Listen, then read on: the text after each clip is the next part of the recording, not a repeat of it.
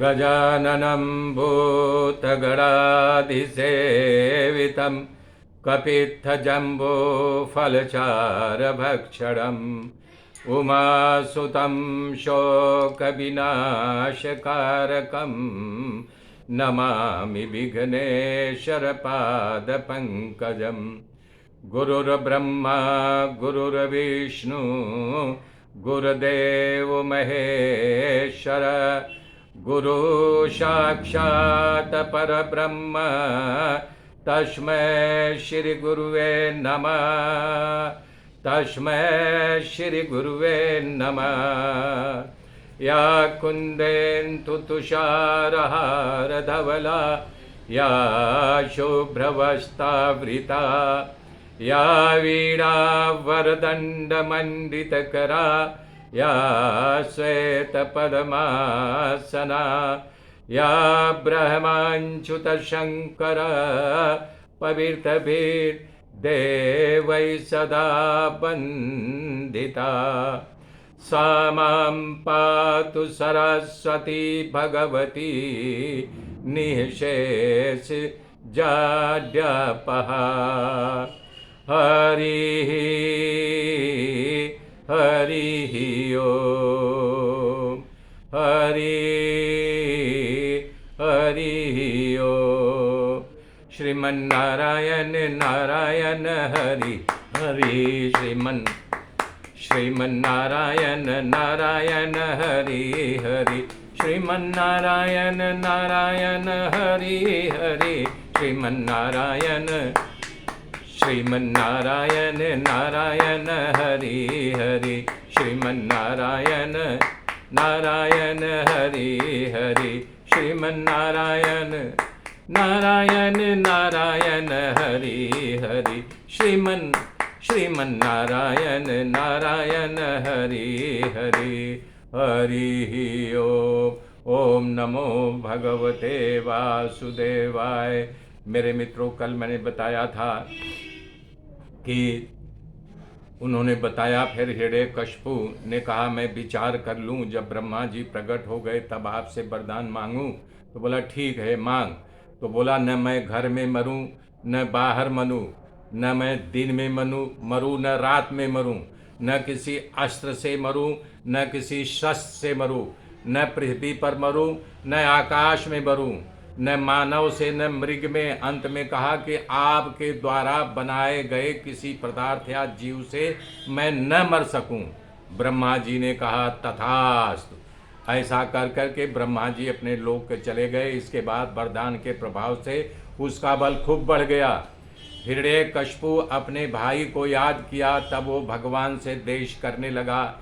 इसके बाद देवता असुर सिद्धों चांडों गंधर्वों सब पर विजय प्राप्त कर लिया और सबका स्थान छीन लिया और सब पर शासन खुद करने लगा। घबराए हुए देवता सिद्धों चांडों सब भगवान से प्रार्थना करने के लिए सब सागर के किनारे क्षीर सागर के पास आ गए और अपनी आप बीती भगवान नारायण को सुनाने लगे। भगवान नारायण ने कहा, हे देवताओं, मैं तुम सबके दुख को जानता हूँ, परंतु मेरी प्रतीक्षा करो। हे दैत्य, अपने पुत्र प्रहलाद को जब भयानक दुख देगा तब मैं प्रकट होकर के इसका वध करूँगा। नारद जी ने कहा, हिरण्यकशिपु के 4 लड़के थे, उससे प्रहलाद सबसे छोटा था लेकिन सद्गुणों में सबसे बड़ा था। संत सेवा का भाव रखने वाला प्रहलाद जी का परिचय भागवत में इस प्रकार दिया गया है। जो ब्राह्मण भक्त थे, स्वभाव से शांत था, सौम्य था, सत्य प्रगीत था, जितेंद्री था, तमाम प्राणियों के साथ समान व्यवहार करने वाला था, उसके साथ छल कपट नहीं था, वो सबका प्रिय करने वाला था और सच्चा सबका हितैषी था। उसके मन में किसी की कोई कामना कोई लालसा नहीं थी। वो संसार में असत्य जो दिखता था, वो जन्म से असुर जरूर था लेकिन वो भगवान का परम भक्त था।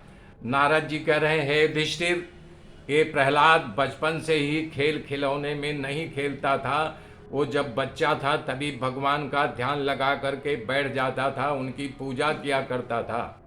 प्रहलाद को भगवान कृष्ण के चरणों में स्वाभाविक जन्मजात प्रेम था। उसको ऐसा लगता था भगवान मुझे रोज अपने साथ खेलते हैं, बैठते हैं, खाते हैं। कभी कभी जब भगवान नहीं दिखाई देते तो धाड़ मार के रोने लगता था। जब लोग पूछते थे क्या हुआ, बोले भगवान अभी हमारे साथ खेल रहे, तभी हमारे साथ नहीं है, भगवान चले गए। और जब कभी कभी अचानक हंसने लगता था तो बोलता था भगवान मेरे साथ हंस रहे हैं इसलिए मैं हंस रहा हूँ। इस प्रकार से हे युधिष्ठिर, प्रहलाद का परम भागवत और भाग्यवान था। नारद जी युधिष्ठिर के बता रहे हैं, उसके हृदय में परमात्मा के प्रति अपार प्रेम था और महात्मा भी थे, फिर भी उसके पिता उसको खूब त्रास देते थे। युधिष्ठिर राजा से प्रश्न, नारद जी से प्रश्न किया, है नारद, प्रहलाद के पिता हिरण्यकशिपु प्रहलाद को क्यों त्रास देते थे, मैं जानना चाहता तो किस कारण से अपने पुत्र से द्रोह करते थे। तो इसका खुलासा करते हुए नारद जी कहते हैं कि हे राजा, शुक्राचार्य विद्वान संत थे लेकिन राक्षसों के गुरु थे। उनके 2 पुत्र थे, संडामर्क, और ये दोनों जो है दैत्य राज्य के पास जो है अपनी शाला बना करके उनके भवन के पास ही बच्चों को पढ़ाया करते थे और दैत्य बालों के राजनीति, अर्थशास्त्र वगैरह का ज्ञान देते थे। हिरण्यकशिपु ने अपने पुत्र प्रहलाद को उनके यहाँ शिक्षा के लिए भेजा, परंतु षंड और अमर्क, इनको षंडामर्क कहते हैं शार्ट में, षंड और अमर को षंडामर्क, ये मायामय शिक्षा दे रहे थे। वो शिक्षा प्रहलाद को पसंद नहीं पड़ी। एक दिन हिरण्यकशिपु के लगा कि मुझे पता लगना चाहिए कि मेरा पुत्र क्या पढ़ रहा है, इसलिए अपने उस गुरु के पुत्रों को षंडामर्क से बुलवाया। तो दोनों गुरु खुश हो गए कि राजा हमें बुलाए हैं, इनका पुत्र को ले जाऊंगा और जो मैं पढ़ाया हूँ सब उनसे बताएगा। तो राजा खुश होकर के हिरण्यकशिपु हम लोगों को अच्छा दान देंगे और अच्छा धन देंगे, ऐसा कह करके वो ले गए। राजा अपने पुत्र प्रहलाद को अपने गोद में बैठाया, बोला बेटा बताओ, तुम्हें तुम्हारे गुरुजी ने जो जो पढ़ाया है उसमें जो अच्छा लगा है उसे बताओ, तुम्हें इन्होंने क्या पढ़ाया है। प्रहलाद पिताजी के गोद में बैठे बैठे बोले कि हे पिताजी, संसार में प्राणियों को मैं और मेरा एक खोटा एक आदत सी लग गई है। कह रहे हैं कि इसलिए उसका उद्योग जाता नहीं है। इसलिए हे पिताजी, मेरा मानना है कि उनका मूल कारण संसार का विषय ही है, इसलिए मानव का अधः पतन होता है। क्यों? मेरे तेरे में लगे रहते हैं, जो अंदर परमात्मा बैठते हैं उसका शोध नहीं करते हैं, उसके बारे में सोचते नहीं हैं। तो ये भगवान श्री हर का भजन करना चाहिए, भगवान के चरण में रहना चाहिए। इतना सुनकर उनके गुरु षंडामर्क को वहीं समझो बेहोश हो गए और हिरण्यकशिपु बहुत जोर से चीखा कि तुम हमारे पुत्र को यही पढ़ाए हो? अरे पाठशाला में कोई ब्राह्मण जो है राक्षस के भेष में आकर के हमारे पुत्र को गलत रास्ते में डाल रहे हैं। हाँ, उनका संग मेरे पुत्रों से हो गया है। ब्राह्मण तो पहले ही विष्णु के यानी कि पक्षपाती हैं, इसलिए हमारे पुत्र के पद विष्णु को भी यानी कि इनकी मति घुमा रहे हैं। तब हिरण्यकशिपु ने शम और अमर को कहा कि ले जाओ, इसको जो कुछ बोल रहा है भुला दो और याद रखो कि आइंदा ऐसा कभी नहीं बोलना चाहिए, हाँ, नहीं तुम्हारी खैर नहीं।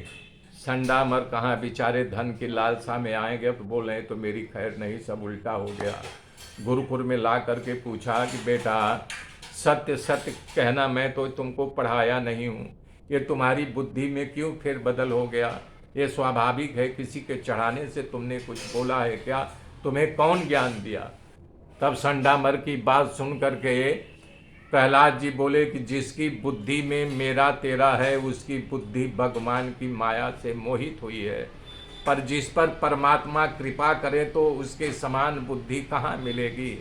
हे गुरुजी, जैसे लोह चुंबक लोहे को अपनी ओर खींच लेता है, वैसे ही भगवान चक्रधारी मेरा चित्त संसार से अलग हो करके स्वाभाविक रीत से उनकी ओर खींचा हुआ है, मुझे कौन ज्ञान देगा। प्रहलाद जी की बात सुन करके गुरुजी हैरान हो गए, बहुत चक्के हो गए। वो दोनों बात करने लगे, इसकी बुद्धि स्वाभाविक ही विष्णु चरण में है पर राजा अपने पर शंका कर रहा है, अब इसे सुधारने का प्रयास करना चाहिए, सजा देनी चाहिए। ऐसा सोचकर प्रहलाद को धमकाने लगे कि जो विष्णु इस दैत्य वंश में भूल करके नाम नहीं लेना, और भूल से भी अगर तुम नाम लिए तो तुमको हम कठोर से कठोर सजा देंगे। इस तरह प्रहलाद को डरा धमका करके पुनः विद्या पढ़ाना शुरू किया। कई दिन बीत गए तो राजनीति, अर्धनीति, अर्थशास्त्र आदि का पाठ याद किया। तब गुरु जी को लगा कि अब राजा के पास फिर ले जाना चाहिए। तब वो लोग जो है उसे सिखाए कि देखो अब अपने पिताजी के पास चलना, मैं जो तुमको पढ़ाया हूँ वही बोलना, उस तरह की भांति नहीं बोल देना जैसे उस दिन गए थे तो बोलने लगे थे उल्टा सीधा। हम लोगों ने जो पढ़ाया वही बोलना, अगर ये बोलकर बता देगा तो राजा हम पर खुश होगा। ऐसा विचार करके वो प्रहलाद को लेकर के राजा के पास आए। राजा प्रहलाद को खूब प्यार किया, फिर अपने पास बैठाया, अपने गोद में बोला बताओ जो गुरु जी ने सिखाया बोलो। तब बोलना शुरू किया कि राजा के प्रेम में पिताजी भगवान विष्णु नारायण की भक्ति का 9 भेद बता रहे हैं। उनके कथा का श्रवण, उनका कीर्तन, उनका नाम रूप का स्मरण, उनके चरणों की सेवा, इनकी पूजा अर्चना, उनका बंधन, दास्य भाव, उन्हीं के साथ मित्रता, सर्वस्व उनको समर्पण करना। हे पिताजी, ये 9 प्रकार से भगवान की भक्ति करने आए तो मानव के लिए इससे बढ़ कर के और कोई उत्तम नहीं है। ये सुनकर तो गुरुजी रोने लगे और जो है राजा जो है एकदम बिखर गया। अरे बोला, ये नीच ब्राह्मणों, ये मैं तेरा क्या बिगाड़ा हूँ, ये क्या करतूत है बिना बुद्धि के तुम लोग मेरे ही अहित करने लगे हो। अरे तुम मुझसे डरते भी नहीं हो, मेरे बालक को नाकामी शिक्षा दिया है, तुम जरूर मेरे शत्रु से मिले हुए हो। इस संसार में तुम्हारे जैसे दुष्टों को मैंने कभी नहीं देखा। तुम मत मित्र बन करके शत्रुता का व्यवहार कर रहे हो। मेरे मित्रों, आगे की गाथा कल जोड़ूंगा, तब तक के लिए जय श्री राम, जय श्री राम।